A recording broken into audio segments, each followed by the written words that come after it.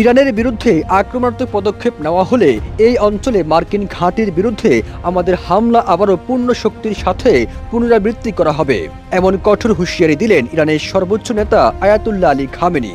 তিনি বলেন, ইরানের বিরুদ্ধে যদি আবার কেউ আগ্রাসন দেখানোর চেষ্টা করে তাহলে এর জন্য চড়া মূল্য দিতে হবে। দখলদার ইসরায়েলের সঙ্গে 12 দিনের যুদ্ধের পর জাতির উদ্দেশ্যে দেওয়া এক ভাষণে এমন হুঁশিয়ারি বার্তা দেন তিনি। ওই ভাষণে খামেনি আরও বলেন, ইরানের পারমাণবিক স্থাপনায় আক্রমণ করে মার্কিন যুক্তরাষ্ট্র তার লক্ষ্য অর্জন করতে পারেনি। পারমাণবিক কেন্দ্র ধ্বংস করে দেওয়ার যে দাবি করেছেন ট্রাম্প সেটি সত্য নয় বলেও জানান খামেনি। তিনি বলেন, ইরানিরা সবাই একত্রিত ছিল, কাতারে মার্কিন ঘাঁটিতে যে হামলা হয়েছে সেটিকে তারা উড়িয়ে দিয়েছে, সত্যকে আড়াল করার চেষ্টা করেছে। ইরান কখনো আত্মসমর্পণ করবে না জানিয়ে খামেনি বলেন, ট্রাম্প বলেছেন ইরানকে আত্মসমর্পণ করতে হবে।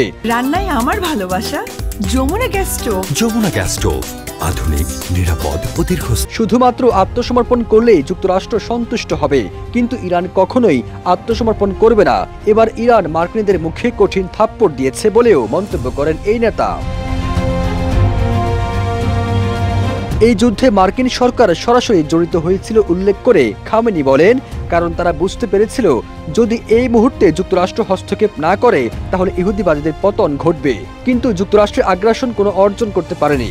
এখানে বিজয় হয়েছে ইরান এবং আমরা যুক্তরাষ্ট্রকে চূড়ান্ত আঘাত করেছি। যুক্তরাষ্ট্রের বিরুদ্ধে জয় পাওয়ায় আমি সবাইকে অভিনন্দন জানাচ্ছি।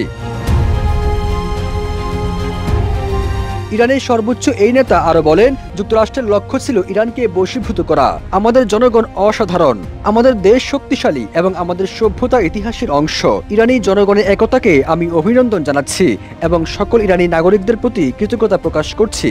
9 কোটি জনগণের দেশ ইরান আমাদের সামরিক বাহিনীর পাশে কাঁধে কাঁধ মিলিয়ে এক হয়ে দাঁড়িয়েছিল। যখন প্রয়োজন হবে তারা সবাই এক হবে।